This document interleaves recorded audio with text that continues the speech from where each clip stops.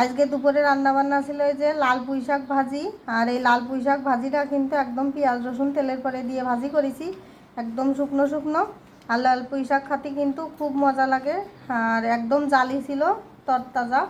আর এদিকে আছে হলো পেঁপে দিয়ে ডিমের ঝোল। অন্য সময় তো আলু দিয়ে ডিমের ঝোল রান্না করি, কিন্তু আজকে হলো পেঁপে দিয়ে হলো ডিমের ঝোল রান্না করেছি। আর পেঁপেগুলো দেখছেন কত বড় বড় করে পিস করেছি, মানে অনেক বড় বড় করে কাটেছি, কারণ পেঁপে হলো ভাইজে নিলি পরে গলে যায় ওই জন্যই। আর একদম গরম, কি সুন্দর, মানে একদম ধুমো উঠতেছে। দেখেন পেঁপেগুলো এত মজা হয়, একদম নরম তুল তুলে। আর এখন সবাইরে ভাত বাড়িয়ে দেবো।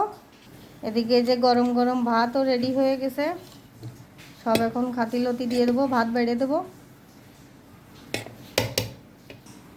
এখন মনোকেরে ভাত দিয়ে দিচ্ছি খাতে, কারণ বেলা হয়ে গেছে, এখন কিন্তু 2টো বাজে গেছে। আজকে একটু রান্তি দেরি হয়ে গেছে, অন্যদিন আমার 1:30টার ভিতরে রান্নাবান্না হয়ে যায়। বড় মনুরে পুঁই শাক ভাজি দিয়ে দেবো, ও আবার শাক পাতা সবই খাই। ছোটোটা শুধু খাতি চায় না, এই হলো বড় একটা ঝামেলা। ছোটো ছেলে আদৌ না, আচ্ছা ঠিক আছে, ছোটোটা একটুও খাতি চায় না। আর এই যে বড় মনুরে দিয়ে দিলাম, ওই জায়গা বসতো। এই যে লাল পুঁই শাক ভাজি তো ওই জন্যই রঙটা একটু এরকম হয়েছে। আর ছোটোটা এই যে শাক খাবে না, তো তার জন্য ওরে পেঁপে দিয়ে আজকে ভাত মাখাই দিতে হবে, না তো পেঁপেও খাতি চাই না, জানেন না। কিন্তু খাতি না চালি তো হবে না, সবই খাওয়া লাগবে। একটু ঝোল দিয়ে দিই, একটা ডিম দিয়ে দিলাম।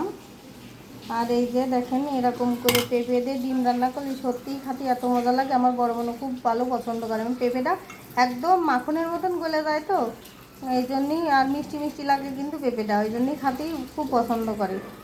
তা যাই হোক, পেঁপে দিয়ে আর ডিম দিয়ে কীরকম করে রান্না করেছি একদিন রেসিপি দিয়ে দেবো। আজকে তাড়াহুড়ো ছিল তো ওই জন্যই আর মানে ভিডিওটা করতে পারিনি, আপনাদের সাথে সেই রান্নার ভিডিওটা শেয়ার করাও হয়নি।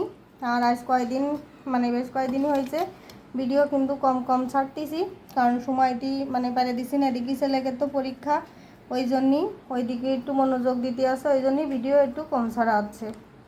কারণ আগে তো আমার বাচ্চা কাচ্চার দিকে খেয়াল রাখতে হবে, তারপরে এইগুলো, বুঝছেন।